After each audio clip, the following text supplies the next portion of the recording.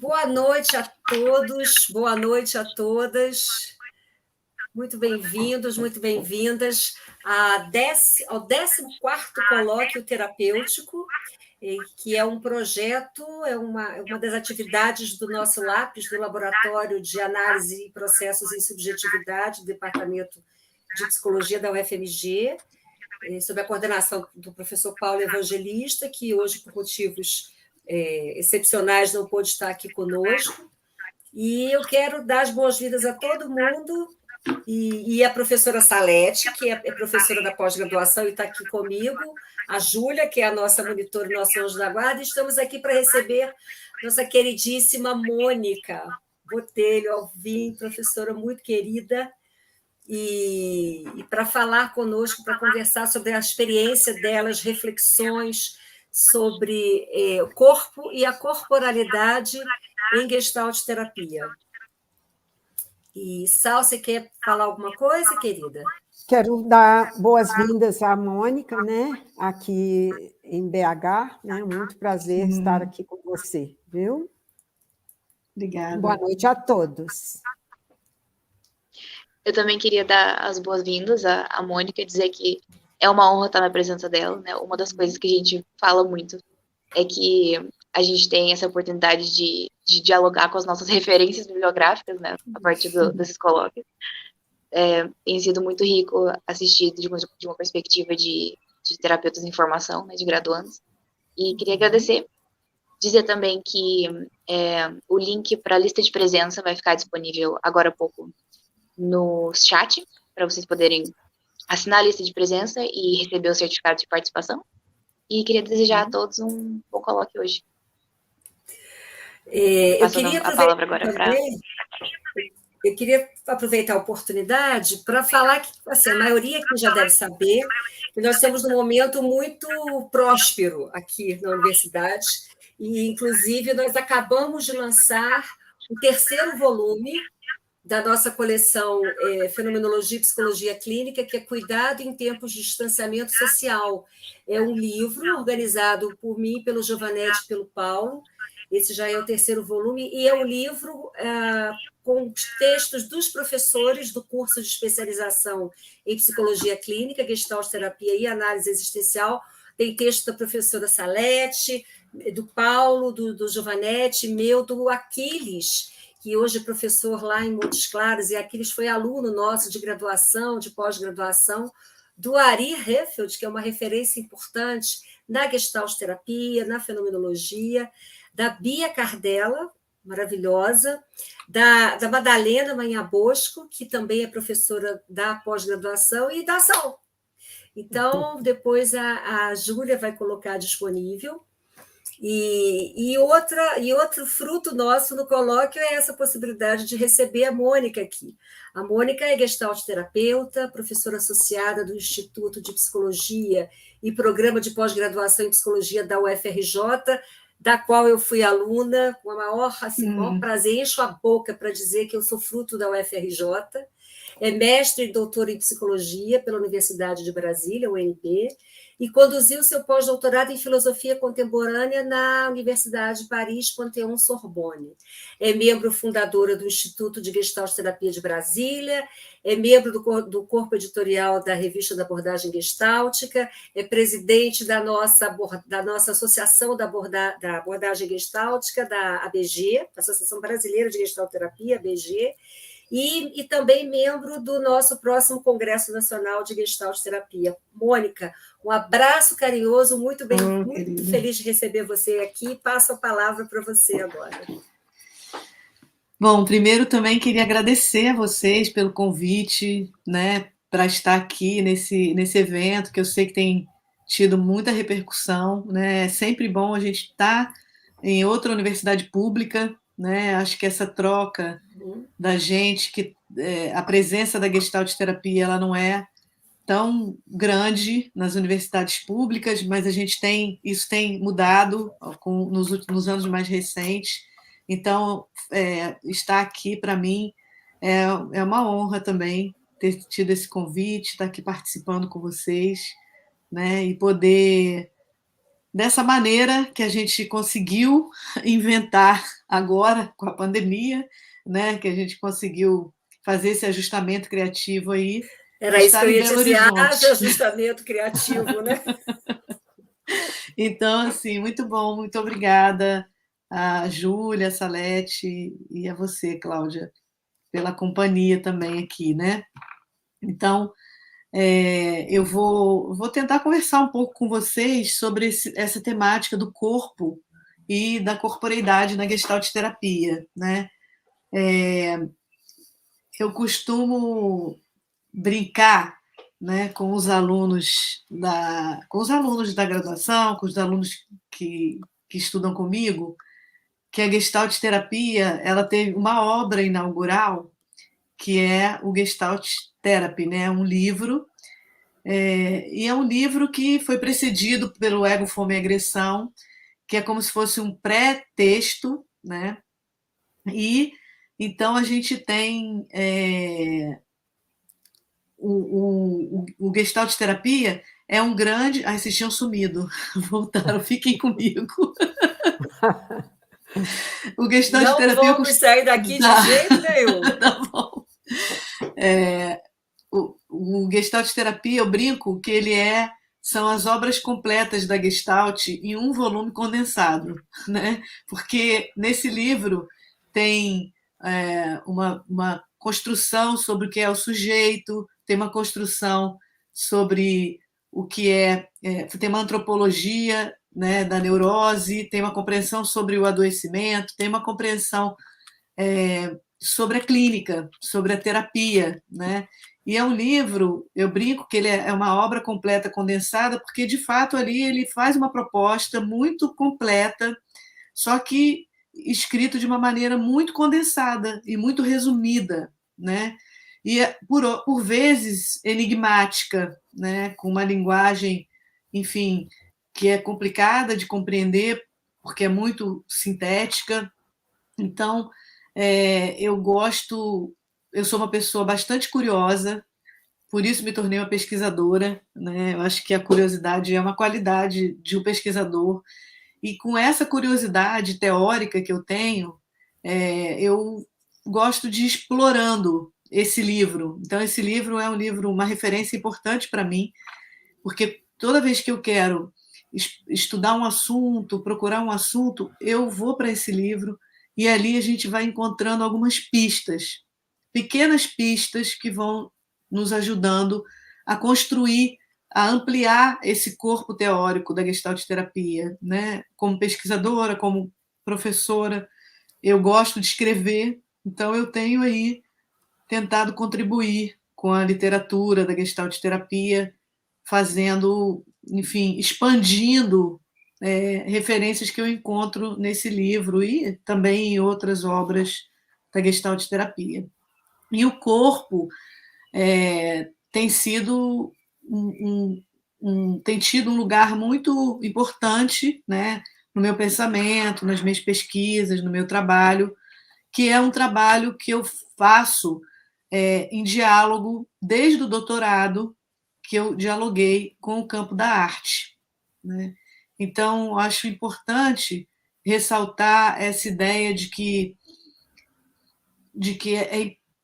a Gestalt terapia ela já nasce interdisciplinar, né? Ela nasce de um diálogo de várias áreas, né? De pessoas que vinham de áreas diferentes.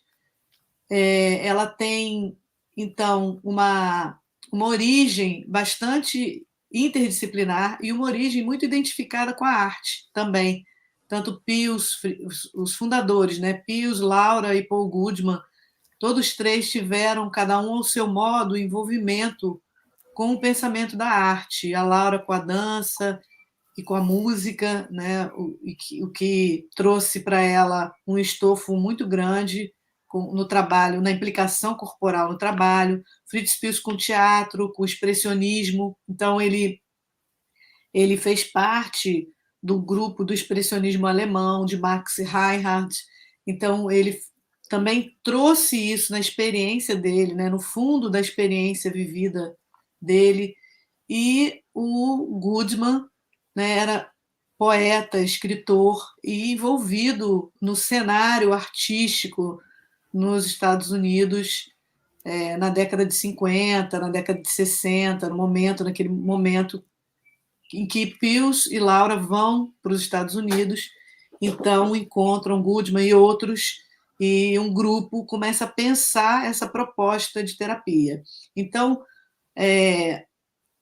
o meu diálogo foi sempre um diálogo interdisciplinar com a arte, né? Eu trabalhei e trabalho com a perspectiva de uma arte experimental, de uma arte da arte contemporânea e moderna. No meu doutorado eu trabalhei nesse livro, né, A Poética da Experiência, eu trabalhei com a Lígia Clark, que é mineira, né? Ela vivia no Rio de Janeiro, mas ela é mineira de Belo Horizonte, e a Lígia Clark foi uma grande inspiração para mim, justamente porque ela trouxe para o trabalho artístico a questão da experiência e do corpo, da experiência corporal, de uma implicação corporal com o fazer artístico, com o espaço da arte, né? Porque a Lígia fez parte de um grupo que instituiu a presença do corpo de uma maneira bem radical no espaço da arte, né? Quebrando com a perspectiva de um espaço da arte como aquele espaço onde o espectador chega, admira algo pronto, né? E para transformar esse espaço num espaço onde o espectador ele é co-construtor da obra. Então, a proposta artística da Lígia, do Hélio Oiticica, Lígia Pape, enfim, uma série de artistas brasileiros, de fato, era uma proposta de convidar o espectador para participar do campo de experiência que estava proposto naquele espaço do museu, né? Então, isso me inspirou bastante, né? Tem me inspirado bastante nas minhas pesquisas, porque nesse diálogo, então, com a arte e com a filosofia, que é uma outra dimensão mais importante do meu trabalho, eu dialogo com a fenomenologia de Merleau-Ponty, que é o filósofo, na fenomenologia, ele é o filósofo do corpo, né? Ele é a referência principal para pensar corpo na fenomenologia. Então, nesse diálogo interdisciplinar, transdisciplinar, na verdade, eu fui trabalhando, então, com a Gestalt terapia, a fenomenologia e a arte como políticas da experiência, né? E quando a gente fala de corpo, a gente fala de experiência, né? Porque a nossa a proposta de arte, por exemplo, deles era uma proposta que buscava o quê? Unir arte e vida, e entendia que o espaço da arte não era um espaço para você apresentar algo pronto, a obra de um artista gênio que cria. Eles entendiam que a arte precisava provocar as pessoas. Então, na tradição de Paul Cézanne, que fez isso lá na passagem do século XIX para o século XX, eles faziam um convite, né, ao seu modo, um convite para o espectador, que eles não chamavam mais de espectador, eles chamavam de participantes, né, para que eles faziam proposições para que essa pessoa pudesse se implicar corporalmente, se afetar, acordar o corpo e entrar num processo de produção de sentidos, né, que pudesse criar sentidos. E se a gente falar, por exemplo, no Umberto Eco e na ideia de obra aberta, né, que precede esse pensamento, então a gente pode entender que, na perspectiva deles, a obra de arte não é algo acabado, a obra de arte é algo aberto, inacabado, e é essa abertura e esse inacabamento que convocam o outro, no caso o participante, né, o espectador, a ter uma experiência e produzir algum sentido, né? Então, por exemplo, quando a gente vai ao museu e vai participar, assistir uma exposição, e a gente chega lá muitas vezes e sai um pouco incomodado, fala, não entendi, eu não entendi. E eu brinco, né? Não era para entender. E quando a gente sai dali com essa inquietação ela é muito produtiva. Aqui, Mônica, deixa eu te interromper, eu não sei se você já Ah. conhece, mas aqui nós temos Inhotim. Não Conheço. sei se você já teve a oportunidade de ver, que é um museu a céu aberto e que tem esse objetivo de provocar. E é muito interessante quando a gente entra num espaço, e eu lembro sempre da Casa Vermelha, do Espaço Vermelho, porque mexe demais, tudo é vermelho, tudo é vermelho, tudo é vermelho. Você abre a geladeira, só tem coisa vermelha, a máquina de escrever é vermelha, tudo é vermelho, e a gente vai para um buraco, assim, tem um escuro, que tem uma pia torta, só tem um jato, um foco de luz, e a água que sai dali é vermelha. Cara, isso provoca, e eu acho que é disso que você está falando. Desculpa te interromper, mas eu não resisti. Não, imagina, eu adoro isso. A gente vai conversando, vai compondo. Então, essa obra do Cildo é o Desvio para o Vermelho, né? E ela é incrível, e foi muito bem lembrado o espaço que vocês têm aí pertinho, que é em Inhotim. Eu já tive a oportunidade de visitar, e é, de fato, um lugar incrível, até porque o próprio espaço ele faz uma quebra de um espaço museológico tradicional, né? Então, o próprio espaço ele já é uma experiência, né? Então, com essa inspiração, né, eu fui me interessando, eu sempre fui muito interessada pela arte, pela crítica de arte, etc. E eu fui me interessando por fazer, então, essa exploração do corpo na Gestalt terapia, dialogando com a arte, né? Com essa ideia, então, de pensar nesse diálogo que tanto para o Merleau-Ponty, quanto para a Gestalt terapia, quanto para esse campo da arte contemporânea, desses artistas que eu fui pesquisar o trabalho deles, são trabalhos que se encontram, e eu chamei, eles produzem uma política da experiência, né?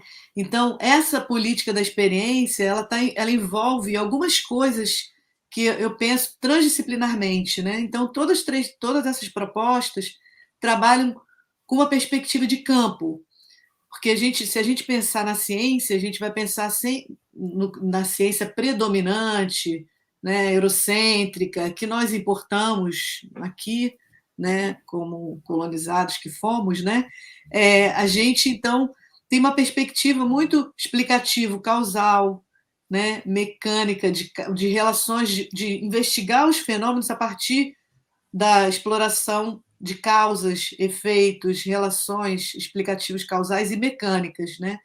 E o pensamento de campo é um pensamento que torce isso, né? Então, se a gente voltar ali na passagem do século XIX para o século XX, a gente viveu uma revolução, uma mudança paradigmática, né? Porque essa ideia da física, né, dos campos eletromagnéticos, enfim, da química, né? Prigogine com a coisa dos fenômenos químicos, as descobertas que o observador influencia o espaço observado. Então, toda essa perspectiva ela foi quebrando com essa lógica explicativo-causal e mecanicista para trazer para vários campos, né, esse pensamento de campo, essa ideia, então, de campo de forças, né, essa ideia que está no fundamento da Gestalt terapia, um fundamento principal, eu considero, da Gestalt terapia, é a perspectiva de campo.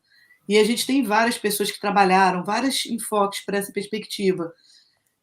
No campo da arte também, quando na arte moderna, eles já fazem essa proposta, né, de descentrar o olho, essa proposta de uma aproximação do espectador, de um trabalho perceptivo do espectador. E a fenomenologia é uma proposta de campo. Para pensar em termos de fenomenologia, pensar o fenômeno como a produção de uma consciência em relação com o mundo e na emergência de algo desse campo de interação, desse encontro, né? Então, o pensamento de campo está presente nessas 3 áreas de conhecimento, né? A temporalidade está na base desse pensamento, porque se a gente pensa em termos de campo, a gente pensa em termos de uma configuração que é efêmera e que vai se transformando, né? Então a gente vai pensar nos fenômenos complexos, nos fenômenos que se relacionam temporalmente. Se a gente pensa em Gestalt, por exemplo, a palavra Gestalt, ela não tem tradução, mas se a gente pudesse usar uma palavra que se aproxima, a gente usaria a palavra configuração. E configuração é justamente um arranjo de partes provisório. E esse arranjo de partes ele vai se reconfigurando a cada momento, né? Então, a Gestalt terapia trabalha com essa ideia de campo, que é uma perspectiva temporal e uma perspectiva do espaço como uma espacialização, ou seja, do espaço que não é uma forma. A gente costuma pensar no espaço como algo fixo e a gente entra no espaço. Mas quando a gente pensa em termos dessa arte, da fenomenologia, a Lygia Clark, o objetivo dela a ser alcançado, ela escreveu muita coisa, ela escrevia sobre o trabalho dela, ela dizia que ela queria alcançar o espaço orgânico expressional, que ela queria justamente que o espaço da arte não fosse um espaço de separação do espectador com o quadro, né, com a obra, mas ela queria que fosse um espaço expressional, que produzisse expressão, né? Então, um espaço expressional é um espaço necessariamente vivido, que a gente pode falar de espaço como espacialização, né? E na fenomenologia a gente trabalha com temporalidade vivida, com espacialidade vivida, né? E um outro elemento, então, campo, tempo, espaço, corpo, né? Que é o nosso tema principal. Então, a corporeidade o corpo foi central nessas políticas da experiência, né? Porque se a gente pensa em experiência é sempre corporal. Ela é aqui, agora e corporal. Então, é como corpo que eu estou no mundo, é como corpo que eu existo, é como corpo que eu sinto, é como corpo que eu falo, é como corpo que eu gesticulo, né? A fala é um gesto corporal, né? Então, a nossa experiência vivida, ela é uma experiência corporal. E um outro elemento também muito importante para a gente caracterizar essa política da experiência é a questão do outro, né? A questão da alteridade. A gente, para nós que trabalhamos, né, na psicologia, na clínica, é muito importante a gente falar, pensar em termos do outro, da relação com o outro e do lugar do outro como alguém que também participa da minha constituição, né? Então, pensar no outro como um outro corpo que é semelhante e que também é diferente. E é esse outro corpo diferente que me provoca e me descentra, me tira do lugar e que exige de mim um movimento de criação. Então, o outro, ele é tanto aquele que me olha, me confirma, Cláudia agora me olha, balança a cabeça, e isso é muito gostoso, né? O outro me confirma, mas o outro também me estranha, né? E eu estranho o outro. E quando o outro não me confirma, me estranha, ou faz algo diferente do que eu imaginava que ele fosse fazer, eu me desequilibro. E quando eu me desequilibro, é o desequilíbrio que insta a criação, que convoca a criação, né? E isso aí está no corpo teórico da Gestalt terapia. Eu te escuto, Mônica, e fico pensando assim... Não estou ouvindo. Está me ouvindo agora? Mônica? Oi? Ficou mudo. Sou eu? Ué? Você me ouve? Ouço. Você está me ouvindo agora? Eu não estou ouvindo você. Ué. Acho que voltou. Voltou? Agora voltou. Eu fico te ouvindo e estou pensando assim, é tão óbvio, né? Tudo que nos acontece no corpo.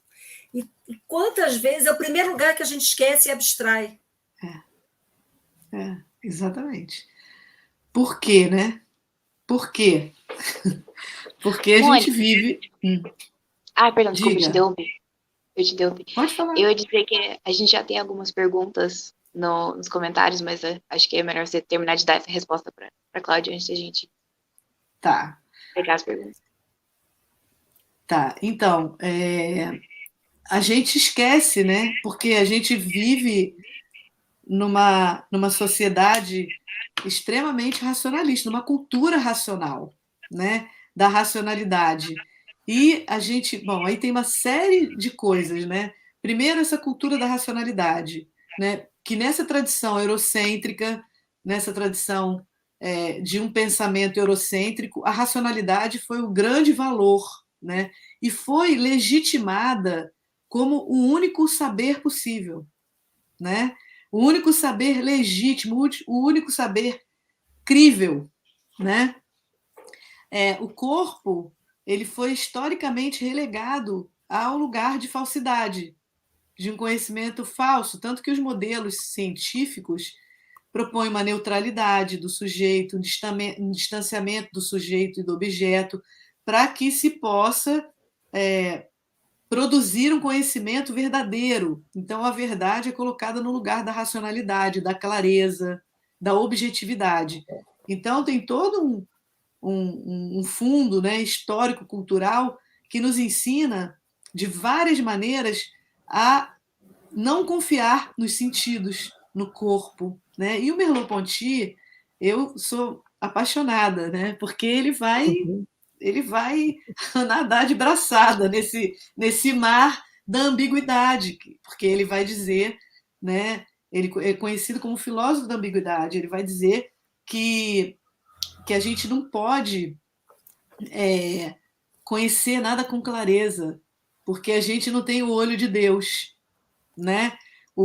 Esse olho de Deus que vê tudo do alto, o olhar de sobrevoo, como ele chamava, a visão de sobrevoo. Nós não temos a visão de sobrevoo porque, justamente por sermos corpo e estarmos no mundo como um corpo, que é também um corpo objetivo, além de um corpo vivido, ele tem uma dimensão objetiva, e ele é uma coisa entre outras coisas, ele é um corpo entre outros corpos, essa é a nossa condição existencial, eu nunca posso ver nada por completo. A minha visão é sempre parcial. Eu não posso olhar de cima com esse olhar de Deus que ele diz que para a gente ver alguma coisa por inteiro, a gente teria que ter uma única visão com 1000 olhares. Ou seja, olhar de 1000 ângulos ao mesmo tempo para a gente ver alguma coisa por inteiro. Então ele conclama a filosofia a entender que o filósofo ele precisa saber lidar com a ambiguidade, né? E justamente é o corpo que nos permite fazer uma exploração dessa dimensão mais invisível do mundo. Então, se a gente pensar, por exemplo, na clínica, se a gente pensar em qualquer situação de diálogo, o outro, quando fala comigo, quando nós falamos aqui, quando eu falo com vocês são capazes de ver o meu gesto, o meu rosto, a expressão facial, os meus movimentos corporais, mas existe uma dimensão que não é visível, que é invisível, né? E o último trabalho dele chama O Visível e o Invisível. Então, o mundo tem uma dimensão invisível, né? Mas o fato dela ser invisível não significa que a gente não pode conhecê-la. O modo como a gente pode explorar o invisível é com o nosso corpo. E como que o corpo explora essa dimensão invisível do mundo? A partir dos sentidos, a visão, o tato, o olfato, né? Então, a gente, na clínica, por exemplo, eu gosto de dizer isso, porque na clínica a gente não fica só com aquilo que está explícito e com aquilo que está visível. Como é que a gente pode acessar o invisível? Com o nosso corpo, com o nosso afeto, com a nossa escuta corporal. Então, o Gestalt terapeuta, ele busca uma escuta corporal, uma escuta sensível, que propicia a ele uma experiência estética, né? Porque a estética ela se tornou a disciplina do sensível, do conhecimento sensível. A disciplina da estética ela foi dando validade para o conhecimento sensível, né? Então, esse conhecimento que foi historicamente desqualificado, ele nos ensina de várias maneiras que o nosso corpo não tem valor. que o nosso... a gente ouve coisas como, olha, pensa com a cabeça, não pensa com o coração. Uhum. Né? Não se engane, né? Raciocina. Desde muito cedo a gente ouve esse tipo de coisa. E a gente vive num mundo aí de uma ciência que está o tempo todo, ainda hoje, grande parte da ciência, felizmente não toda, reforçando essa ideia. Então, Cláudia, acho que é por isso que a gente... Isso é um dos motivos, acho que um motivo central, que a gente esquece o corpo. O outro é que a gente vive num mundo contemporâneo que nos exige, também nessa tradição, né, eurocêntrica, que nesse contexto da colonização, nesse contexto do surgimento do capitalismo, né? Então, nesse momento, nesse contexto, nós fomos sendo produzidos, né, como sujeitos, né, sujeitos produtivos, né? A modernidade convocou sujeitos produtivos, né, para trabalhar, agir, e nós, enfim, estou falando muito grosso modo, nós vivemos contemporaneamente numa roda viva produtiva, né, e atualizando esse sujeito produtivo da modernidade por um sujeito que se atualiza neoliberal, um sujeito empresa, um sujeito competitivo. Então, nós, hoje, vivemos uma roda viva, muitas vezes competindo com nós mesmos, né? De trabalho, de excesso, de um corpo-máquina, um corpo que perde essa capacidade sensível, essa capacidade temporal, de temporalizar a vida, para se tornar um corpo-máquina. E um corpo-máquina que gira, que corre, e com pressa e com excesso, ninguém é capaz de sentir. E desconectado do campo, né, Mônica? Completamente. Um exemplo disso, nós temos aqui o serviço de plantão psicológico que a gente vem oferecendo. O Paulo chegou e é o projeto de extensão dele, desde que antes era o professor Miguel Mafuji, acabou com a aposentadoria do Miguel. E aí o Paulo, quando foi aprovado, ele começou no presencial, e aí ano passado, com a questão da pandemia, nós fomos convidados, assim, ao nível de sofrimento mental muito grande, principalmente com os alunos e professores intercambistas. A gente está falando de fevereiro, março do ano passado, e aí Paulo e eu nos mobilizamos para transformar o plantão psicológico no plantão psicológico online. E aí, em função do fuso, dos diversos fusos, deixou de ser o plantão com o caráter do imediato e passou a ser o aconselhamento psicológico online. Nos mesmos moldes, com o mesmo objetivo, só que ele não tinha aquele caráter de prontidão do atendimento. E nós estamos fazendo um levantamento das queixas, e, por incrível que pareça, uma das maiores, acho que está em segundo lugar, é a cobrança por produtividade. Então, a gente está falando de um período inicial que ninguém sabia o que era, todo mundo trancado dentro de casa, Covid começando a explodir, e as pessoas estavam cobrando que tinham que produzir, que tinham que pesquisar, que tinham que escrever, que tinham que ler, numa adaptação de home office, muitos tendo que cuidar de crianças, de idosos, e esse descolamento de uma percepção do campo saiu. E altamente adoecedor. Foi a segunda maior queixa. Então, lá na UFRJ, a gente trabalhou no nosso núcleo lá de pesquisa, né, o NEIFEX, que é Núcleo de Estudos Interdisciplinares em Fenomenologia e Clínica de Situações Contemporâneas, né?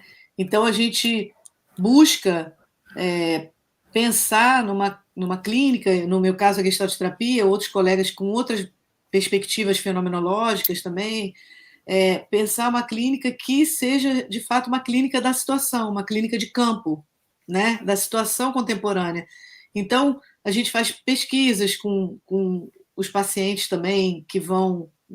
E a questão da produtividade, ela está muito presente, mesmo antes da pandemia. Acho que ela se agudizou aqui na pandemia, né, mas ela está muito presente. A produtividade, a pressa, essa é uma queixa muito recorrente e que também está nos nossos consultórios, né? Quem faz consultório está lidando com essa questão o tempo todo.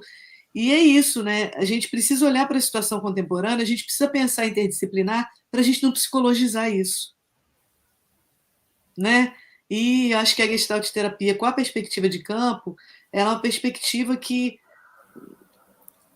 não deve psicologizar. Eu acho que a gente não está absolutamente livre disso, né? Isso é uma outra discussão, mas ela é um convite a não psicologizar, justamente olhar para esse campo, para esse sujeito que se produz na relação, né? Para esse sujeito que se produz no contato, no campo, o organismo, o ambiente, como a gente chama, né? Então, pensar nesse corpo, né? No mundo com o outro, pensar nessa política da experiência, nessa relação originária de ser no mundo como o outro. E nada como a experiência para destruir nossas certezas, né? Eu acho que a gente precisa, enfim, para a gente pensar em termos de corpo, em termos de uma clínica que se funde no corpo, a gente precisa pensar em termos de ambiguidade, de não certeza, o que não significa, enfim, que não significa uma coisa ruim, né? Mas eu acho que é justamente compreender que isso é uma condição da nossa existência como humanos. Eu quero pegar carona nisso que você está dizendo, porque a Leônia perguntou aqui se o sentido passa pelo corpo. Se o sentido passa pelo corpo. A arte... antes ela perguntou alguma coisa, apareceu rapidinho. Depois, a arte desperta essa experiência no corpo? Ela perguntou imediatamente depois. Tá. Bom, essa é uma pergunta ótima, né? Porque o sentido, eu não entendo que o sentido passe pelo corpo, porque isso pressupõe que há um sentido que passa pelo corpo, né? Mas o sentido se faz no corpo, né? O corpo a experiência corporal é o lugar, o veículo, né, de produção de sentido, né? Porque quando que a gente produz sentido, né? Quando a gente pensa, o processo de produção de sentido e tal, quando a gente produz sentido? Quando a gente encontra com o não sentido, né? Então, quando eu digo que o outro diferente ele me convoca para criar, o que eu estou querendo dizer? É que quando o outro diferente me coloca diante do não sentido, ou seja, daquilo que não tinha sentido para mim. Eu gosto muito de falar da crise como uma crise de sentido, né? Toda crise é uma crise de sentido. E toda crise de sentido é uma crise da temporalidade, né? Por quê? Porque era assim, eu pensei que... Estou aqui, passado, né? Vamos fazer esse gesto aqui. Era assim no passado, eu pensei que seria assim no futuro. Só que nós somos seres de contingência. E no presente alguma coisa acontece que me coloca diante de não vai ser assim, era assim e não é mais assim. Isso é uma crise, uma quebra na estrutura temporal. E essa crise, essa quebra na estrutura temporal, ela exige de nós uma reorganização. E essa reorganização, que a Gestalt terapia chama de ajustamento criativo, ou ajustamento criador, é um processo de produção de sentidos. É um processo que vai partir desse desequilíbrio do não sentido, do encontro com a novidade, do estranho, né, da crise, para um movimento de criação. Então, tanto a vivência da crise, o espanto com a novidade, né, quanto o gesto que vai criar para que a gente retome esse equilíbrio, né, esse gesto, são atividades corporais e são atividades de produção de sentido. Né? Então, a arte, por exemplo, o Merleau-Ponty ele vai dizer, ele fez bastante diálogo com a arte, acho que se dizer isso aqui no começo, também foi um fator muito importante para a minha aproximação, né, do pensamento dele. Ele vai dizer que o artista é aquele que tem uma capacidade sensível de exploração dessa dimensão invisível do mundo. Então, ele vai falar dessa dimensão invisível ou silenciosa. Então, o que é o silêncio do mundo? O silêncio do mundo não significa, é o silêncio de algo que está lá, mas que ainda não foi dito, né? Então, esse silêncio faz alusão ao que está lá e não foi dito. E o artista é aquele que, com a sua sensibilidade corporal, ele é capaz de explorar essa dimensão invisível do mundo e trazer visibilidade com os traços da sua mão. Ele vai falar isso bem poeticamente, que o artista empresta seu corpo ao mundo para transformar o mundo em pintura, né?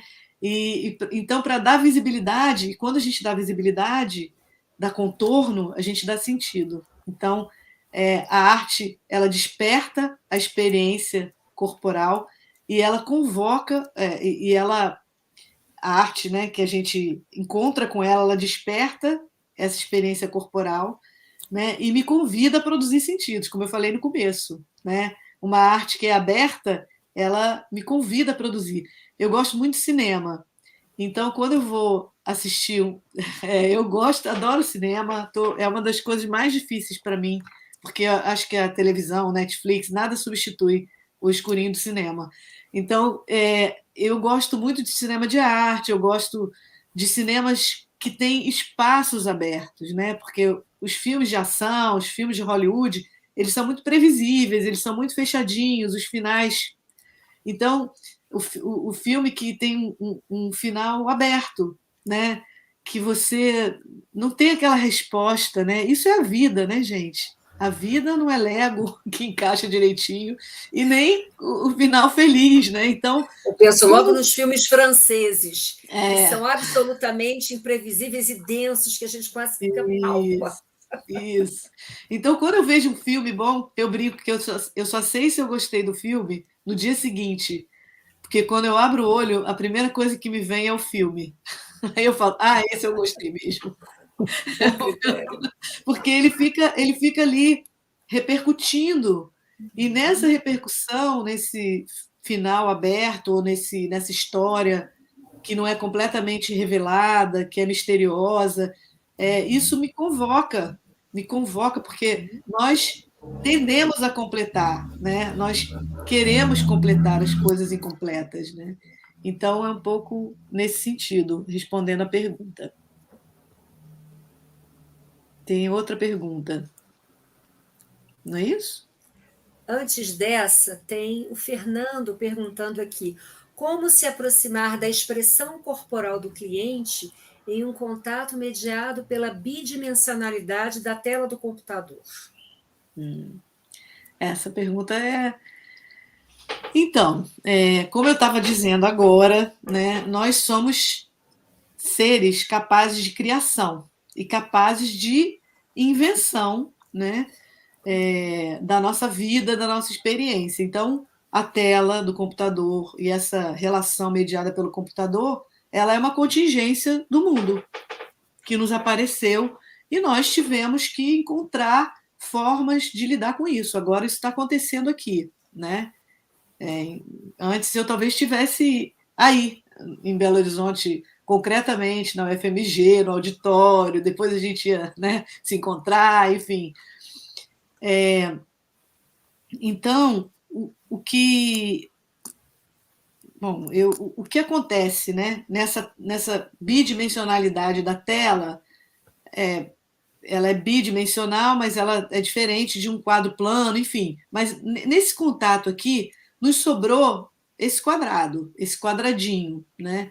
E quando a gente pensa em termos de corpo, a gente pensa num corpo que ele funciona como um todo.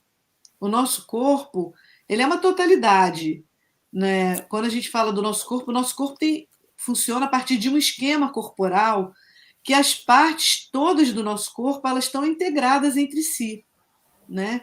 Então, o nosso movimento corporal ele se expressa em lugares diferentes do corpo. Então, o rosto, né? O rosto é um lugar. Eu acho que se a gente perdesse o rosto, ia ser muito mais complicado.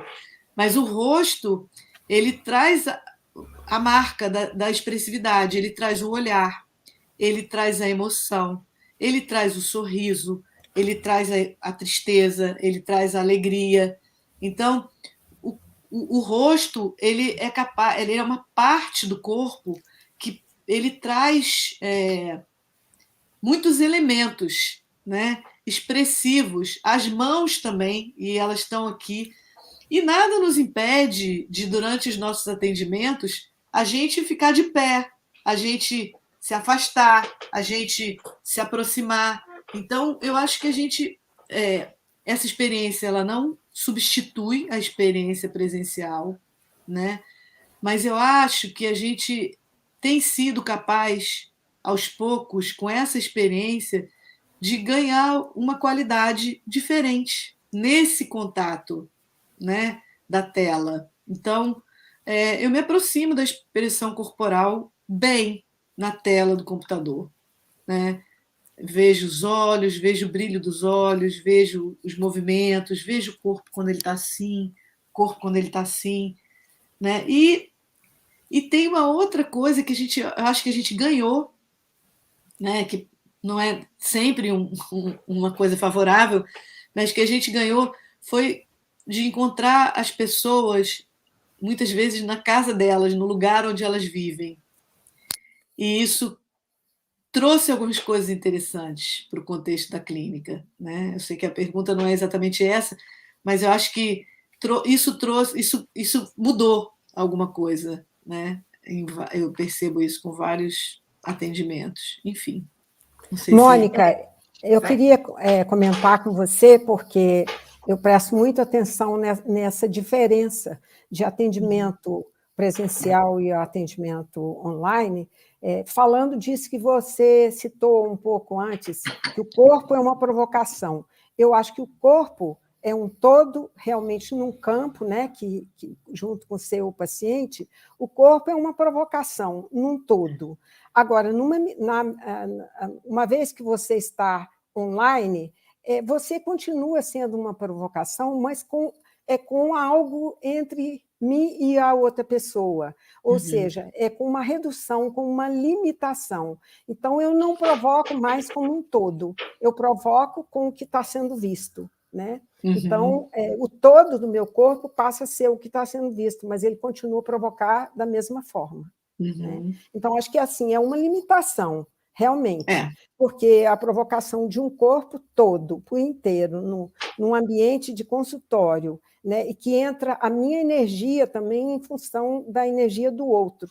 Então, é uma provocação diferenciada, completa, eu diria, né? Mas provoca do mesmo jeito.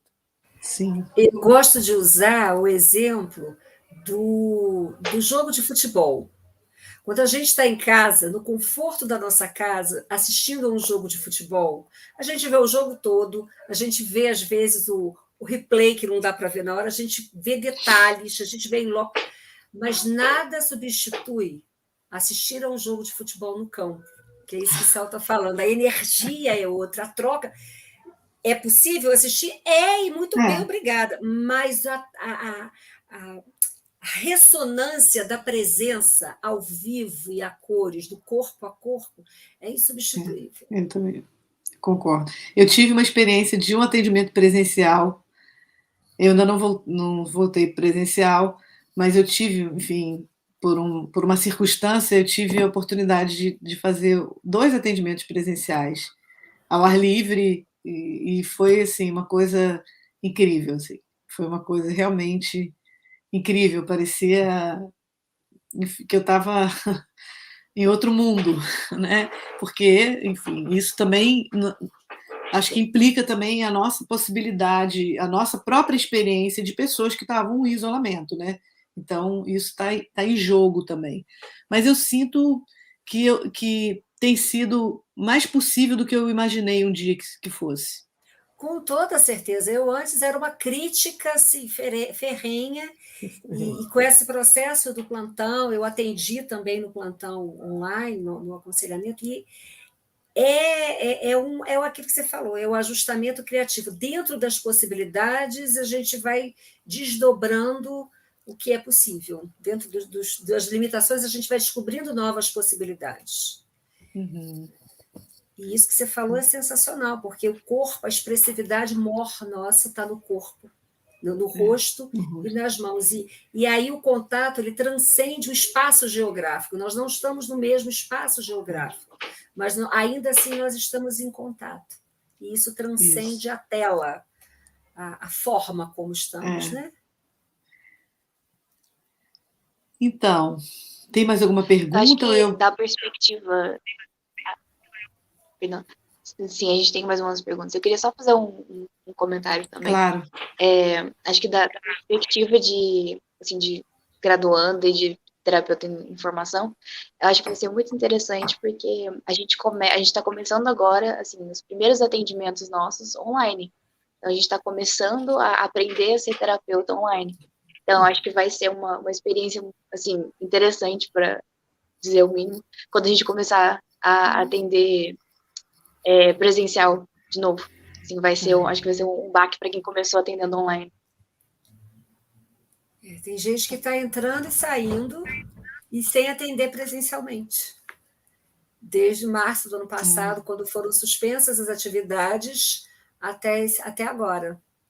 É inacreditável isso, né? É uma pena, mas... Mas, enfim, vai ter o seu momento. Vai ter. A Gabriela está te perguntando aqui o seguinte. Oiê, gostaria de entender, se possível, o olhar da Gestalt terapia em relação ao mindfulness e ao mindful eating para essa experiência com o corpo. Até onde esse olhar interdisciplinar pode acontecer? Gabriela, vou ficar te devendo essa, que eu não sei nada de mindfulness, nem de mindful eating. Então, eu não tenho como também responder. Eu só ouvi falar, mas eu não vou me arriscar aqui naquilo que eu não conheço, né? Vou ficar devendo essa resposta. E aí a Leônia volta a perguntar assim, o Gestalt terapeuta não faz terapia corporal, mas mobiliza o sujeito a olhar e sentir o seu corpo, é isso? Isso, exatamente isso, né? Então, eu acho que eu posso aproveitar e falar um pouquinho, né, da clínica, do corpo, assim, das coisas que eu tenho descoberto sobre o corpo na teoria da Gestalt terapia mais diretamente, né? Então, eu peguei ali no livro Gestalt terapia, porque não existe na literatura fundadora uma demarcação do conceito de corpo. Corpo não é um conceito originariamente da Gestalt terapia. Por quê? Né? Porque eles trabalham com a noção básica, então, de campo, de que a nossa experiência é sempre o nosso ponto de partida na concepção da Gestalt terapia, concepção do sujeito que tem a Gestalt terapia, é de pensar no campo, organismo, ambiente. Então, eles não falam de corpo, eles falam de organismo, né? Isso é uma origem da teoria organísmica, e organismo é corpo-mente, né? Então, pensar em termos de campo, a Gestalt terapia trabalha, nosso princípio básico é o princípio de campo, organismo, ambiente, é a interação. É essa experiência de pensar sempre um sujeito imbricado no mundo, né? Então, a nossa experiência de um sujeito no mundo, né, nesse campo, organismo, ambiente. Então, eles dizem, uma das pistas que eu peguei, é de que pensar o corpo só pode ser pensado como uma abstração dessa situação de interação, corpo, mente, mundo. Então, eles não falam de corpo, mas se eles tivessem, eu vou fazer uma brincadeira, se eles tivessem conhecido a noção da fenomenologia de corporeidade, é exatamente isso. A gente pensa, o corpo não é só um corpo material, biológico, objetivo, né? É esse corpo objetivo mais vivido. Então, e sempre situado no mundo. Então, são outras palavras para falar da mesma coisa, de pensar, então, nesse sujeito como um sujeito-corpo, nessa totalidade corpo, mente e mundo, né? Então, essa é uma noção importante, é uma pista importante que eu peguei. A outra pista que é muito importante a gente entender é que não há que o social, a dimensão social, não é uma coisa a mais. A dimensão social ela é intrínseca ao modo como a gente sente, percebe e vive as nossas experiências. Então, Peirce e Verlaine Goodman, eles vão dizer que a gente não pode pensar nos fatores históricos, sociais e culturais como alguma coisa a mais que vai influenciar uma dimensão psicofísica, né? Mas que a dimensão da sociedade ela é intrínseca aos nossos modos de ver os problemas que se nos apresentam. Então, essa foi uma pista que eu também peguei para discutir corpo, porque entendo, e aí tem uma influência bastante grande do Merleau-Ponty, e se a gente entende que a nossa experiência, o nosso modo de viver as experiências, ele é corporal, a gente precisa entender que o nosso corpo, né, que a nossa corporalidade, ela envolve uma dimensão dos hábitos, né, dos hábitos motores, que é todo o aprendizado cultural que a gente vive. Então, se a gente tivesse aqui ao vivo, é clássico eu falar isso nas aulas e tal, se a gente tivesse aqui ao vivo, eu ia convidar vocês para olhar para as mulheres que estivessem em roda, né? Se a gente tivesse sentado ali em roda. E eu sou capaz de garantir que 90%, se não todas, estariam com as pernas cruzadas. Né? O que significa isso? Isso é um hábito que foi produzido no processo de socialização dessa menina. Né? Quem aqui é mulher e nunca ouviu? Menina, fecha a perna. Menina, senta direito. Isso é jeito de menina sentar? Então, todo o processo de socialização, ele passa pelo corpo, pelas habitualidades corporais motoras que a gente adquire e automatiza, e vive com esse automatismo corporal. Né? Então, isso tem implicações grandes. Né? Eu penso bastante na dimensão política da clínica, eu discuto bastante a questão da política, da clínica e da política, etc. E isso tem uma importância fundamental, porque a gente performa, se a gente pegar a Judith Butler, por exemplo, toda a discussão da performatividade que ela faz é uma discussão que vai corroborar essa ideia, né, de que a gente, socialmente, as normatividades sociais nos são colocadas pelo corpo que performa reiteradamente essas normatividades, essas regras normativas, né? E ela tem uma coisa muito interessante, que eu acho que combina muito com o nosso pensamento, que ela diz que se a norma precisa sempre ficar sendo reiterada, é porque alguma coisa escapa. Então, o nosso corpo ele tem essa capacidade, ao mesmo tempo que ele é um corpo composto por habitualidades. Então, eu faço assim, eu vejo alguém na rua e faço assim, já levanto a minha mão, nem percebo que eu fiz isso. Isso é um código, né? Uma habitualidade que me permite comunicar, sem ter que falar nada. Então, a gente faz parte desse mundo como anônimo, né? Que não é de ninguém em particular, que é de todo mundo e de ninguém em particular. Mas, ao mesmo tempo, a gente tem um estilo próprio e tem uma capacidade de atualização desses hábitos. Então, a todo momento, a gente atualiza esses hábitos. Né? Então, essa pista de que há uma força intrínseca da dimensão social na nossa experiência, né, de campo, ela é muito importante no meu pensamento, enfim, nas minhas pesquisas. Eu acho que isso nos ajuda um pouco a sair do psicologismo, né? A combater o psicologismo, porque a gente precisa entender que esse corpo não é só um corpo singular, que ele é um corpo singular, que ele tem um estilo singular, mas ele é um corpo também habituado nesse fundo anônimo da sociedade. Né? Bom, então essa é uma pista que eu sigo bastante, e uma outra pista, ela é mais clássica no sentido dos conceitos da Gestalt terapia mesmo, que é a pista que diz, né, que o contato, que é o nosso conceito central, né, o contato envolve awareness e comportamento motor, integrados em um todo no movimento. Então, isso é uma fala lá do Peirce e Verlaine Goodman, do livro Gestalt terapia. Vou repetir: o contato envolve awareness e comportamento motor integrados em um todo no movimento.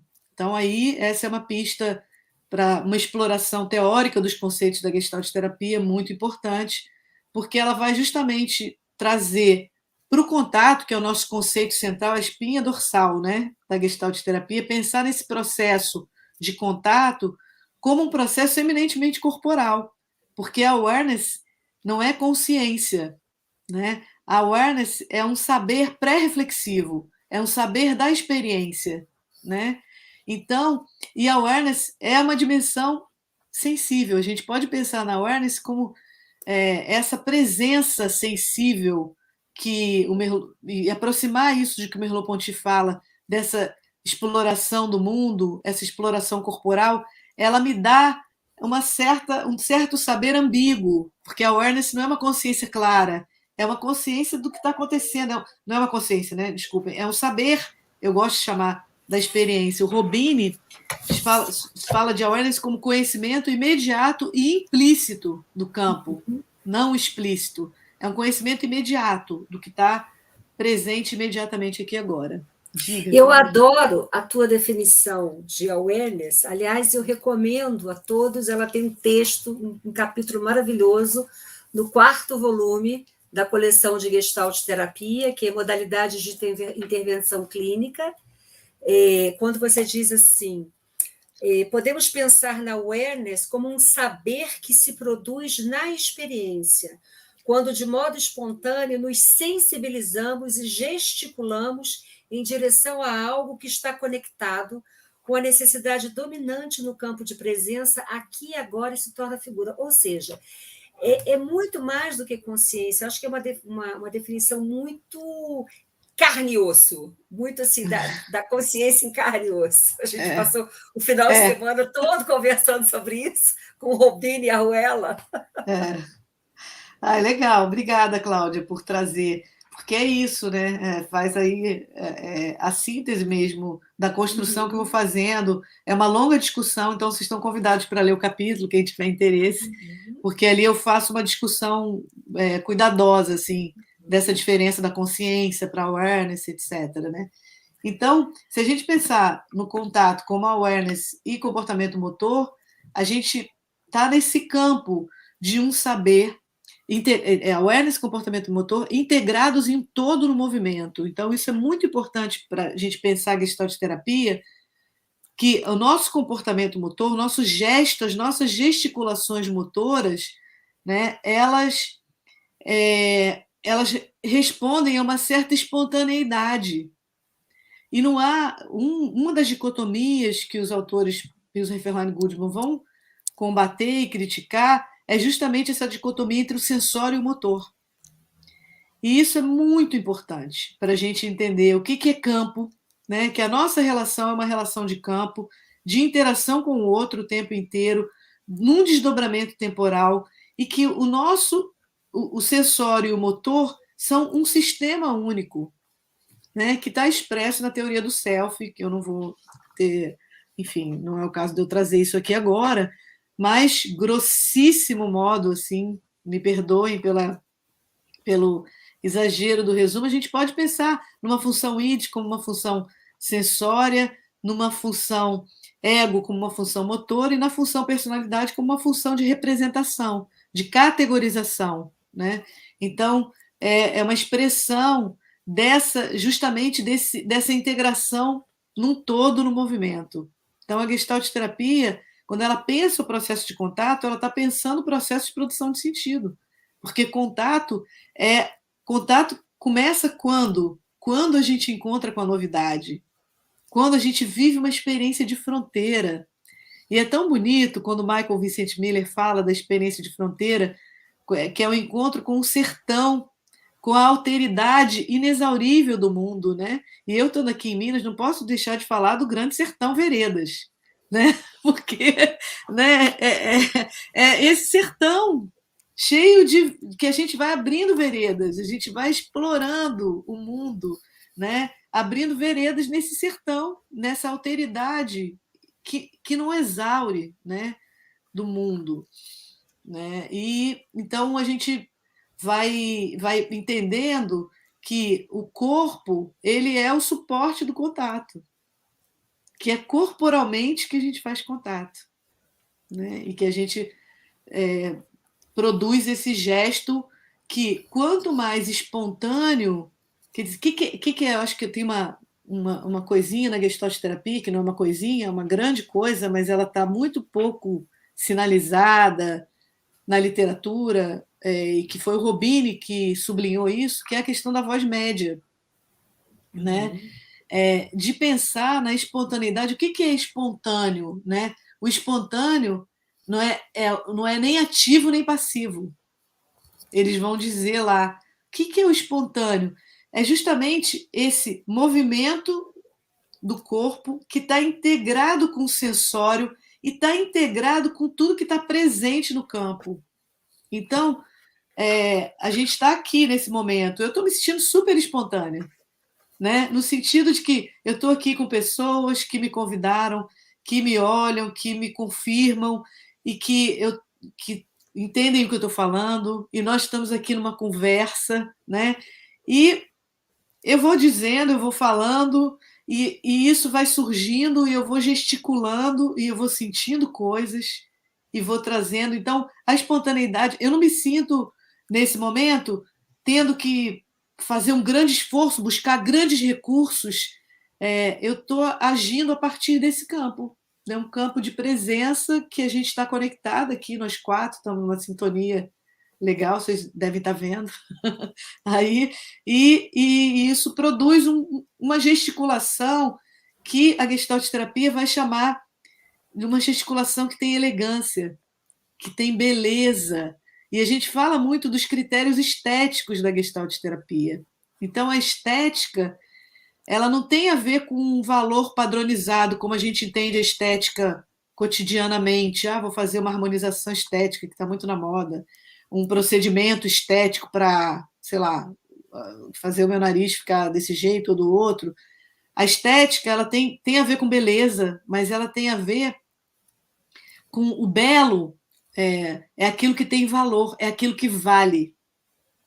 Né? Então, um gesto espontâneo é um gesto que não é um gesto ativo do sujeito em relação ao mundo e nem é uma resposta automatizada e passiva dele em relação ao mundo. O gesto belo e espontâneo é o gesto que brota desse encontro. Quando esse encontro está sendo atravessado pelas necessidades de todos que estão presentes. Isso tem a ver com a beleza. Então, o terapeuta, o Gestalt terapeuta, ele vai sempre tá fazendo uma escuta, né? Uma escuta com o próprio corpo. Vamos lembrar do Merleau-Ponty, dessa exploração corporal. É uma escuta corporal guiada pela sua própria experiência estética, pela experiência da beleza. Então, quando a pessoa está falando daquilo que vale, daquilo que tem valor para ela, daquilo que é mais importante para ela naquele momento, há uma harmonia do gesto corporal, do tom da voz. Então, o Gestalt terapeuta está muito atento para a sonoridade da voz, se a pessoa se tem brilho, se tem vigor. Então, essas são categorias orientadoras para a escuta do Gestalt terapeuta. Então, se a pessoa está lá e fala assim, eu estou muito feliz. Nossa, eu estou muito feliz. Isso, né, isso dá um certo estranhamento. Ela fala uma coisa, mas mostra outra. Exatamente. Exatamente. Então, ela está... Ou ela está gaguejando e está hesitante. Então, isso significa que tem alguma coisa ali que está em desarmonia, que a gente não sabe a priori o que é. Né? Mas é nessa escuta, então, que a gente pode convidar a pessoa para se perceber, para perceber o que está acontecendo aqui e agora. Né? E nesse convite, enfim, a gente tem todo um processo de um manejo terapêutico que me permite, então, convidar essa pessoa. E a gente pode convidá-la de várias formas, a gente pode convidar ela sublinhando uma palavra que ela falou, por exemplo, a pessoa fala alguma coisa e a gente nota que, ao falar, naquele momento, o olho teve um brilhozinho diferente. Então, a gente pode perguntar: aconteceu alguma coisa diferente enquanto você falava isso? E o que é isso? É um convite para que essa pessoa veja o seu próprio corpo, que ela veja a sua própria experiência, que ela possa notar aquela pergunta inicial da Cláudia, que a gente pergunta, não, aquele comentário que a gente não percebe que a nossa experiência está no corpo. Então, o nosso convite é para que a pessoa possa perceber a sua experiência e o seu corpo, como o seu corpo está envolvido naquela experiência, naquela gesticulação. Não Acho só que é o que ela diz, mas como ela está dizendo aquilo. E, consequentemente, como repercute nela aquilo que ela estava colocando no mundo, para nós ali, né? O Mônica está tendo uma repercussão aqui danada, aqui. Fala, Juliene, falam falas importantíssimas. Denise, muito bom. A Vanessa Brito, excelente. Cada vez que escuto a Mônica, emergem novos sentidos. O Fernando Vinícius dizendo grato. Tem uma outra pergunta aqui, da Li Capel. Fiquei curiosa a respeito de um atendimento extra, por exemplo, em um espaço aberto além do online. Foi isso que você fez, Mônica? Uma possibilidade além da clínica /sala? Sim, foi exatamente isso. Esse tema, para mim, é muito legal, porque eu trabalho na universidade, né? Eu sou uma militante da extensão universitária, né? E faço um trabalho, como a Cláudia, minha amiga, eu faço esse trabalho há vários anos nas favelas cariocas, nas comunidades, né? Como queiram chamar, eu gosto de falar favela, mais real. Amo. Então, eu faço esse trabalho e é um trabalho com crianças, jovens e talvez agora vá passar a ser com mulheres também, enfim, estamos aí com os orientandos vão chegando de mestrado, doutorado, com os projetos e aí a gente vai ampliando, né? Isso é porque ela é aposentada, viu, gente? Ela sou eu daqui a 2 anos, 11 meses e 25 dias. Eu vou continuar assim também, só na parte boa da maçã. Exatamente. Eu estou só na pós-graduação, né? Então as pessoas vêm, enfim, e aí a gente vai ampliando. Aí esse trabalho é um trabalho de uma clínica fora do consultório, né? Então é uma clínica que a gente vai para o campo, a gente vai onde as pessoas estão, né? E a gente vai trabalhar então com grupos, né, grupos naturais, como a gente chama, né, nos locais onde eles vivem, em parcerias, enfim, escolas, ONGs, a gente vai fazer esse trabalho. Então, para mim, isso é muito tranquilo, assim. Eu não tenho apego ao consultório, pelo contrário. Quando a gente trabalha com clínica ampliada, isso se torna mais familiar. Quem trabalha em SUS, quem trabalha em comunidade, viu, Li? Li Capel, é assim que acontece, é fora dos moldes, é a clínica ampliada, nesse sentido, né, Mônica? Exatamente, né? Extramuros, enfim, fora do consultório. Então, para mim, é uma coisa muito tranquila. E eu gosto muito, eu esqueci o nome dele agora, tem uma pessoa que escreveu um livro pequenininho que ele fala da clínica peripatética, né? Falando da peripatética, como essa prática de caminhar e ir caminhando. Eu já fiz várias vezes atendimentos assim, caminhando no parque, caminhando na praia, sabe, de sair um pouco daquele espaço, porque eu acho que esse espaço do consultório, isso não é uma regra, obviamente, mas ele pode se tornar um espaço, muitas vezes, um espaço artificial, um espaço desconectado do mundo. Então, às vezes eu proponho para algumas pessoas. Nesse caso agora, depois da pandemia, foi um caso de uma coincidência de uma pessoa que eu já atendo online há muito tempo, 2 pessoas que vivem em outra cidade, e eu fui viajar e, por acaso, essas pessoas estavam na mesma cidade que eu, e a gente descobriu, são pessoas que eu já atendo as 2 há um tempo, uma há bastante tempo, e a gente foi combinar, e comentou. E a gente descobriu que estava na mesma cidade. E foi agora, bem recente, a coisa já estava passada, e eu fiz o convite. Falei, então vamos nos encontrar pessoalmente e fazer a sessão pessoalmente? E ela falou, vamos. E foi assim, a gente se encontrou num parque, né? E foi uma coisa muito, muito incrível, assim. Estou aqui pensando, é o num Antônio lugar Lancetti. público. É o Antônio Lancetti? Da Acho Clínica que Peripatética? é ele mesmo, é ele mesmo.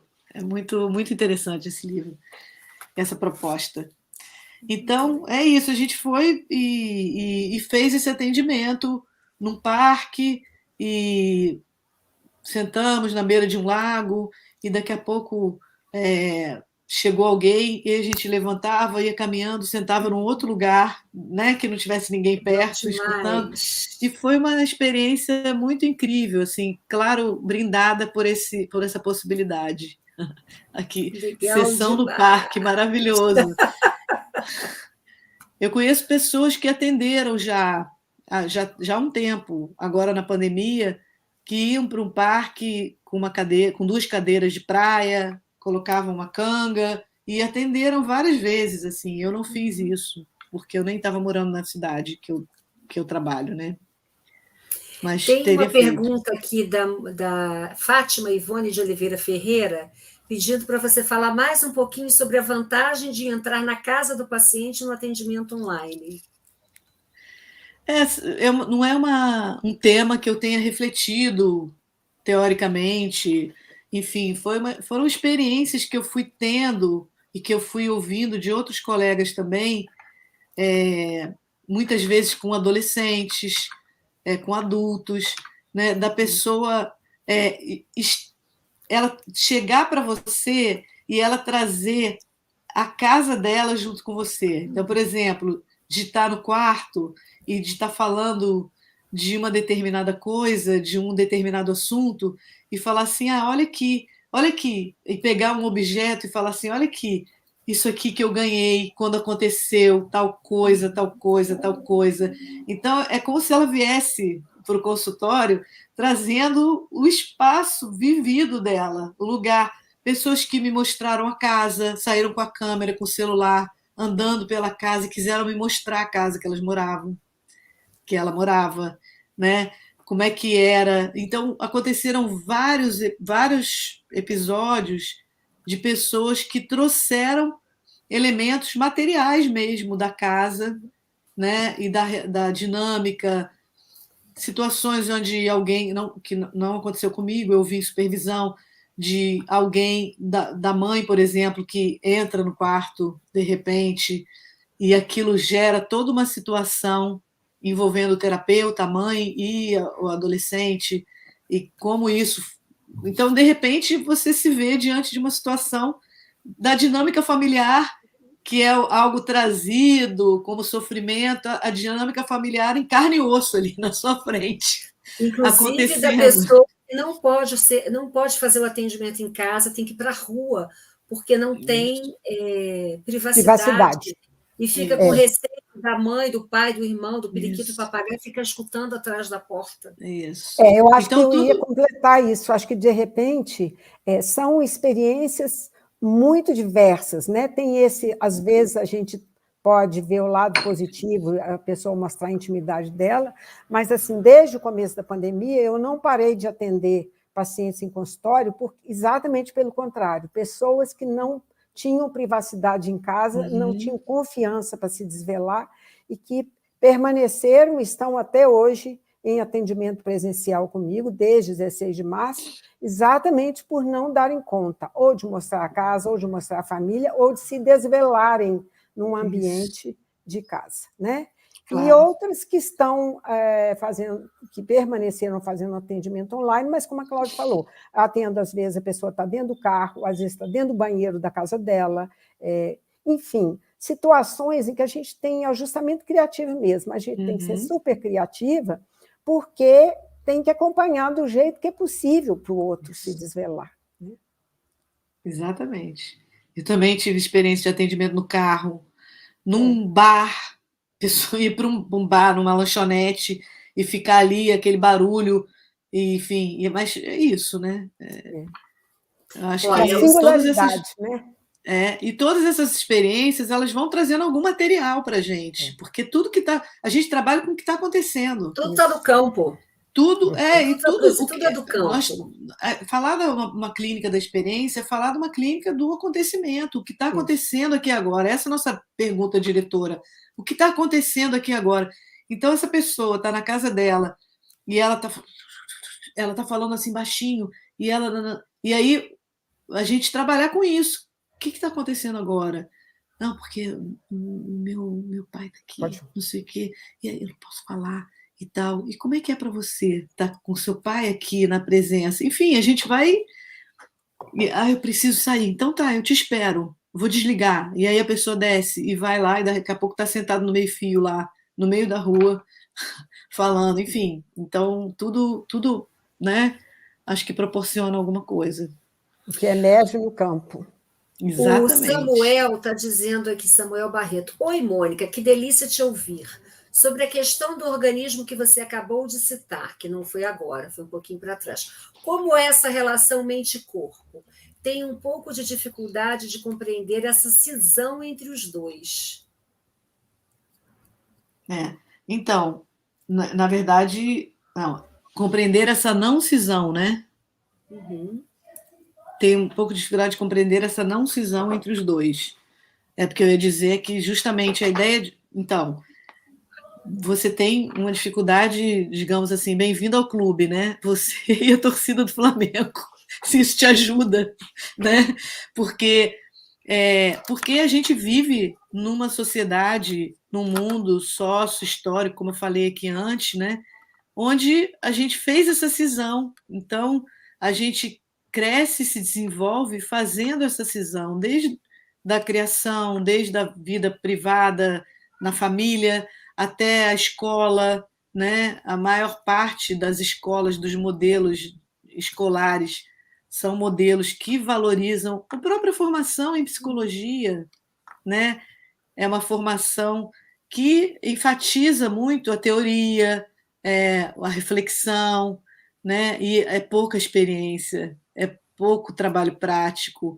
Então, essa cisão, essa separação, ela vai acontecendo de várias maneiras. Na Gestalt terapia, na fenomenologia, né? Esse é um tema. Se você tem interesse, sem dificuldade em compreender essa não cisão, eu te sugiro investir mais na fenomenologia, na Gestalt terapia, porque elas trazem essa resposta. A Gestalt terapia, ela vai pela via da teoria organísmica de Kurt Goldstein. Kurt Goldstein era um médico neurologista que teve a oportunidade de trabalhar com soldados lesionados na Primeira Guerra Mundial. Então, ele trabalhou num hospital onde tinham muitos lesionados de guerra.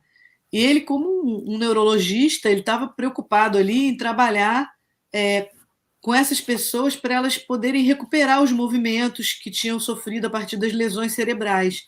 E ele começou a perceber que essa recuperação ela era muito singular. Vou dar um exemplo hipotético. Por exemplo, uma pessoa que era carpinteiro e ele, na profissão dele, ele exercia determinados movimentos corporais, né? E ele começou a observar que um carpinteiro que tinha exatamente a mesma lesão na mesma região de um músico, a recuperação do carpinteiro era completamente diferente da recuperação do músico. Então, ele começou a entender que havia uma singularidade, e essa singularidade estava justamente relacionada às habitualidades do corpo. Ele não usou esse nome, mas esse corpo habitual, como a gente falou hoje. Então, isso foi mostrando para ele que não existia um funcionamento do cérebro, um funcionamento da mente que era desconectado do funcionamento do corpo, que na verdade, corpo e mente compunham um organismo. E esse organismo sempre relacionado com o mundo, por exemplo, com a profissão de músico ou de carpinteiro. Então, ele traz, e é nessa teoria que a Gestalt terapia se funda, né, além da fenomenologia, para propor essa interação como mente, corpo, mundo, esse organismo, né, vivo como mente, corpo, mundo. Mônica, nós já faltam 5 minutinhos para a gente encerrar a Já? nossa live aqui já. Quando é bom, passa Nossa, voando, né? Até levei um susto passou ali. muito rápido. Mas tem uma pergunta aqui da Luzia Carolina que eu acho muito pertinente e que tem a ver com o teu capítulo naquele livro Questões do Humano Do na contemporâneo. Contemporaneidade, que eu recomendo também. E a Luzia pergunta assim, Mônica, percebo que alguns clientes ficam mais à vontade no atendimento online, considerando o campo corpo-máquina. Para alguns clientes, a tecnologia é um prolongamento do corpo. Recomendo, Luzia, que você leia esse texto, que Mônica fala justamente disso. O celular é a continuação do corpo, e se tirar o celular, tem a sensação de amputação. Uhum. Isso. Luzia, tudo bom, querida? Luzia, a gente já se conhece. Ela estava no workshop também agora, no fim de semana. E a gente fez um trabalho até juntas. É bom te ver por aqui. Então, Luzia, é isso, né? Sim, algumas pessoas ficam mais à vontade no atendimento online.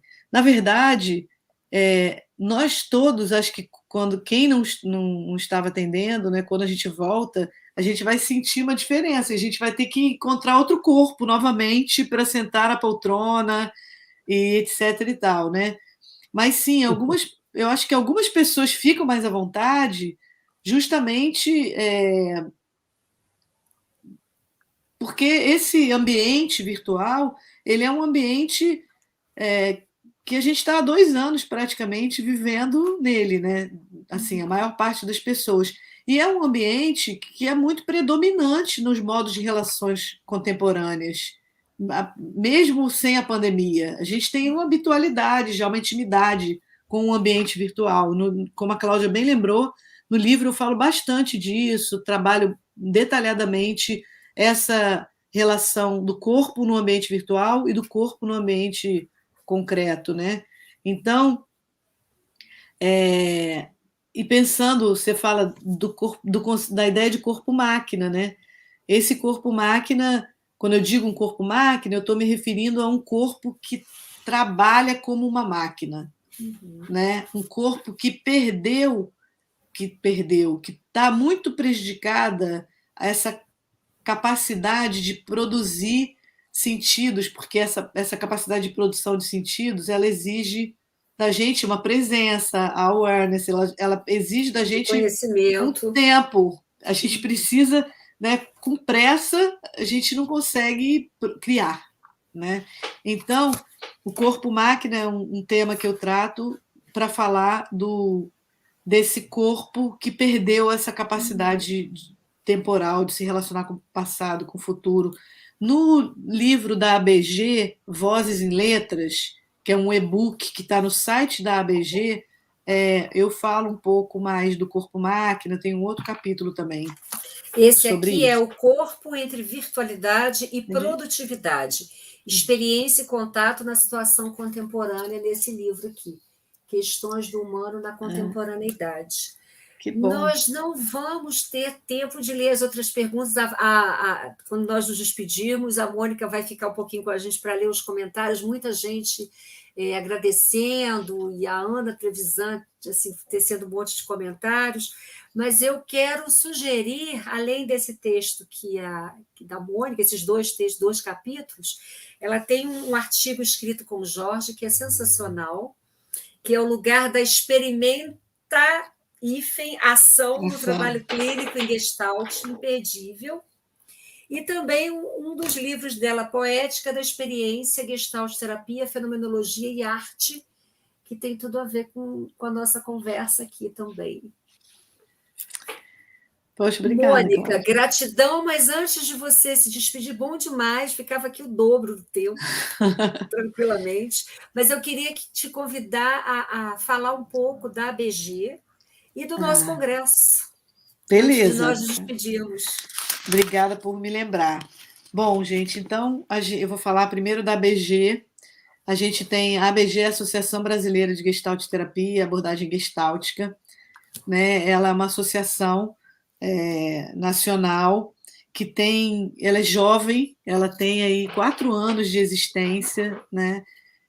Eu sou, nesse momento, ocupando o lugar de presidente dessa associação, junto com um grupo de pessoas, e nós estamos aí fazendo um trabalho, né, de construir essa associação, que a primeira gestão, enfim, construiu o estatuto, fez uma série de coisas, e a gente está nessa gestão que está agora tentando concretizar alguns projetos, como os núcleos temáticos. Então, a gente tem um núcleo de relações de gênero e sexualidade, a gente tem um núcleo de relações raciais, a gente fez toda uma discussão agora a respeito do currículo da formação em Gestalt terapia, a gente faz lives, hoje mesmo teve uma live sobre autismo, nós temos uma página no Instagram, então vocês podem buscar lá, ABG, Associação Brasileira de Gestalt Terapia, no Instagram, nos seguir, e lá no IGTV tem uma série de lives com vários assuntos interessantes sobre Gestalt terapia. Né? Então, e a gente está fazendo esse convite porque a gente tem a possibilidade de associados, estudantes de psicologia, simpatizantes da Gestalt terapia, a gente tem várias categorias de associados. Então, nosso site é www.gestalt.com.br e lá tem todas as indicações para vocês se tornarem sócios e poderem fazer parte dessa comunidade, né? E usufruir aí dos eventos, enfim, do que a gente faz e ajudar mesmo, no fundo, a construir, né, uma associação que seja representativa, né, da Gestalt terapia brasileira, cada vez mais. Então, fica aí o convite para vocês participarem da ABG. E o segundo convite é para o Congresso Nacional de Gestalt terapia. Eu estou fazendo parte da comissão organizadora, científica. Vai acontecer agora no dia 24 a 28 de novembro, daqui 2 semanas. E vai ser um congresso online, né, onde, enfim, é um congresso que a gente vai fazer também discussões interdisciplinares, a gente vai ter pessoas que discutem relações raciais, relações de gênero, a gente vai ter uma conferência de encerramento com Ailton Krenak, e a gente vai ter uma conferência de abertura com Jorge Ponciano Ribeiro, que é o presidente do Congresso, foi meu formador, meu mestre nosso, né, Cláudia? Nossa! E ele está propondo, o tema do Congresso é a ambientalidade e coexistência. Então, ele está propondo ambientalidade, sustentabilidade e coexistência. Então, a gente está propondo discutir a dimensão humana da ambientalidade. Né? É um conceito que o Jorge propôs, novo, um conceito que ele tem desenvolvido, está desenvolvendo, e é um conceito que ressalta a importância da gente reconhecer que, ontologicamente, nós não somos só animais racionais, mas que nós somos ambientais, e do nosso compromisso com o ambiente. A gente está vivendo essa crise, né, toda, de várias ordens, mas a crise pandêmica ela tá relacionada também com uma falência, com um esgotamento de recursos, com uma exploração excessiva dos recursos naturais. Enfim, o Congresso é um chamado, né, para a gente pensar que nós também somos ambiente e fazer essa discussão. Por isso, o Ailton Krenak ele vai encerrar. Enfim, tem outras pessoas indígenas. A Lia Schuckmann vai falar de branquitude. Tem pessoas aí bem legais, que têm feito pensamentos bem interessantes. E os Gestalt terapeutas, né, já conhecidos, vocês todos vão estar lá. A Cláudia vai participar de uma mesa, eu vou participar de outra, enfim. As referências bibliográficas de todos, ao vivo e a cores, não em carne e osso ainda, mas ao vivo e a cores ali, ó. Então é isso, as inscrições estão abertas ainda, então estou convidando vocês para o congresso, vai ser muito bom. Dá uma olhadinha lá no site, www.gestalt2020.com.br, porque seria ano passado. 2020. É verdade. Então bom, é isso. Obrigada, Mônica, gratidão, delícia conversar contigo. Obrigada, Sal, pela companhia aqui, Júlia. Muito obrigada pela presença de vocês nessa sexta, véspera de feriadão, né? E um ótimo feriado a todos e até a próxima, até o Congresso. Espero ver vocês lá. Obrigada, viu? Obrigada, Obrigada, Salete. Obrigada.